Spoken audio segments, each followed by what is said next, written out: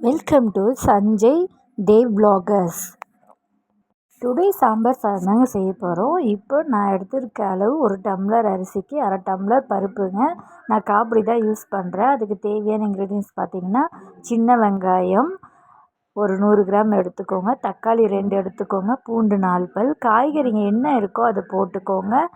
ஏன்னா வீட்டில் என்னென்ன காய்கறி இருக்கோ அதுக்கு தகுந்த மாதிரி நீங்கள் போட்டுக்கோங்க. நம்ம வறுக்க மசாலா தேவையான பொருள் பார்த்துக்கோங்க. சோம்பு, தனியா, வரமிளகா ஒரு 4, உங்கள் காரத்துக்கு தகுந்த மாதிரி நீங்கள் வரமிளகா எடுத்துக்கோங்க.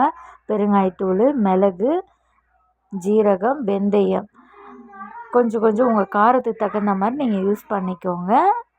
இந்த சாம்பார் சாதம் உண்மையாலுமே சூப்பராக டேஸ்ட்டாக இருந்ததுங்க. நான் அரிசியும் பருப்பும் ஒன்றா ஊற வச்சுட்டேங்க. ஒரு 1/2 அன் ஹவருக்கு முன்னாடியே நீங்கள் ஊற வச்சுடுங்க. 1/2 அன் ஹவருக்கு முன்னாடியே ஊற வச்சா தான் நம்ம சாம்பார் சாதத்துக்கு டேஸ்ட்டாக இருக்குங்க. இப்போ அடுப்பில் ஒரு கடாயை வச்சுக்கலாம். கடாயில் ஆயில் தேவைன்னா நீங்கள் யூஸ் பண்ணிக்கோங்க. எங்களுக்கு கொஞ்சம் லைட்டாக ஆயில் போட்டு வறுத்தா தான் அது டேஸ்ட் பிடிக்குது. நெய்லேயும் வறுத்துக்கலாம், இல்லை ஆயிலையும் நீங்கள் வறுத்துக்கலாம். மிளகு நல்லா இப்போது இந்த கிளைமேட்டுக்கு இந்த சாப்பாடு செஞ்சு சாப்பிட்டு பாருங்கள். இப்போ எல்லா ஊர்லேயுமே மழை பெய்யுது, அதனால் இந்த சாப்பாடு ரொம்ப இன்ட்ரெஸ்ட்டாக இருக்கும். ஜீரகம் கொஞ்சம் போட்டுக்கோங்க.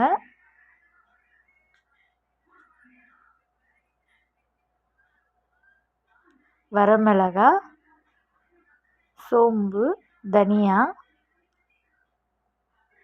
எல்லாமே நல்லா ஃப்ரை பண்ணிக்கோங்க. ஸ்லிம்லேயே வச்சுக்கோங்க, அடுப்பு லைட்டாக வரப்படட்டும். கடலப்பருப்பு நான் ஒரு அரை டீஸ்பூன் சேர்த்துக்கிட்டேங்க. உங்களுக்கு தேவைன்னா நீங்கள் சேர்த்துக்கோங்க. இப்போ அது அப்படியே ஆறட்டும். நம்ம அடுத்தது ஒரு குக்கர் அடுப்பில் வச்சுக்கலாம். தேவையான அளவுக்கு எண்ணெய் விட்டுக்கோங்க.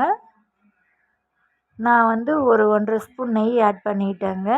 நெய் ஒரு 1.5 ஸ்பூன் ஆட் பண்ணிக்கிட்டிங்கன்னா நல்லா டேஸ்ட்டாக வாசனையாக இருக்கும். கடுகடுப்பு ஆட் பண்ணிக்கோங்க. பெருங்காயத்தூள் தேவையான அளவுக்கு சேர்த்துக்கோங்க. கறிவேப்பிலை, கொத்தமல்லி உங்கள்கிட்ட இருந்தால் நீங்கள் ஆட் பண்ணிக்கோங்க. அப்புறமா சின்ன வெங்காயம் போட்டுக்கோங்க. சின்ன வெங்காயம் நல்லா ஃப்ரை ஆகட்டும். ஃப்ரை ஆனதுக்கப்புறம் நம்ம தக்காளி ஆட் பண்ணிக்கலாம். தக்காளி நல்லா வதங்கின பிறகு நம்ம கட் பண்ணி வச்சுக்கிற காய்கறிங்களை இதில் ஆட் பண்ணிக்கலாம். அதுக்கு முன்னாடி தேவையான அளவு உப்பு போட்டுக்கோங்க. மஞ்சத்தூள் அரை ஸ்பூன் போட்டுக்கோங்க. இப்போ வெஜிடபிள்ஸ்லாம் போட்டுக்கலாம். நம்ம வெங்காயம், தக்காளியெலாம் நல்லா வதங்கிருச்சு. இந்த டைமில் வெஜிடபிள்ஸ்லாம் போட்டு நான் முருங்கைக்காய், கத்திரிக்காய், உருளைக்கிழங்கு, கேரட் இருந்தது வீட்டில், நான் அதான் போட்டேன். ஏன்னா மழை பெஞ்சிட்டே இருக்கீங்க, வெளியில் போகிறதுக்கு எதுவும் இல்லை, இதுக்கு தகுந்த மாதிரி நம்ம செஞ்சுக்கலாம். இப்போ அரிசியும் பருப்பும் இன்னொரு குக்கரில் நான் ஒரு டம்ளர் அரிசி, அரை டம்ளர் பருப்பு 1.5ங்களா. அப்போ நீங்கள் என்ன பண்ணுங்கள், 3 டம்ளர் வைக்கக்கூடாது, 4 டம்ளராக வச்சுக்கோங்க மெஷர்மெண்ட்டு. ஏன்னா நல்லா கொஞ்சம் குழலாக வேணும் சாதம். இப்போ மசாலா நான் மிக்சியில் அரைச்சி எடுத்துக்கிட்டு அந்த மசாலாவை நம்ம காய்கறிங்களை வேக வச்சுக்கிட்டோம், அதில் இந்த மசாலா தேவையான அளவு போட்டு ஆட் பண்ணிக்கோங்க. இப்போ சாதமும் பருப்பும் நல்லா வெந்துருச்சு. எடுத்து இதில் நம்ம மிக்ஸ் பண்ணிக்கலாம். காய்கறிங்களை நல்லா ஒரு விசிலே நல்லா வெந்துடும் உங்களுக்கு.